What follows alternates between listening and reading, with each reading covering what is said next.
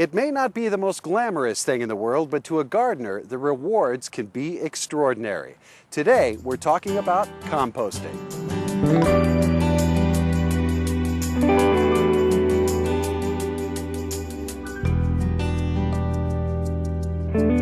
I'm Craig Burnett with Extension horticulturist Dennis Patton. You've heard about being taken out behind the woodshed.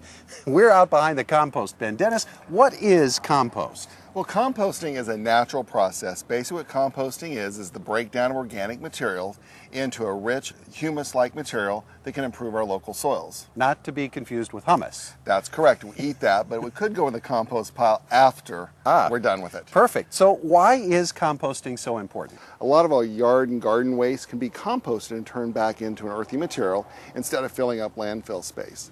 The other reason we want to do it as a gardener is what we get back from the composting process, and that's the finished product, which is the best thing we can do to help improve our heavy clay soil so we can grow rich, lush plants. So say I want to get started. What do you need to get started with composting? It all depends on what you want.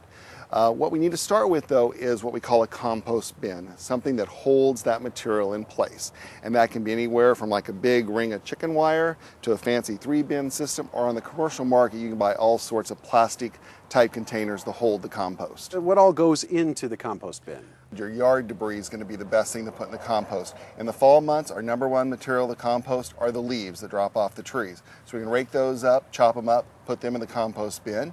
If you catch your grass clippings in the spring, they could go in the compost bin. And also a lot of your kitchen waste, the potato peels, the carrot peels, the leftover apple cores peeling when you're making apple pie for fall, those type of things could all go into the compost pile. And what we want to think about when we start building our compost bin is getting a mix of both what we call those greens and those browns, because that's what's going to feed the microorganisms of the compost pile. And the more you manage that by keeping water in it, turn it occasionally to get air back in the pile, the quicker you're going to get compost. And probably the quickest most people are going to make compost is probably more in that 2 to 4 month range. So maybe what you plant started in the fall would be ready for use next spring.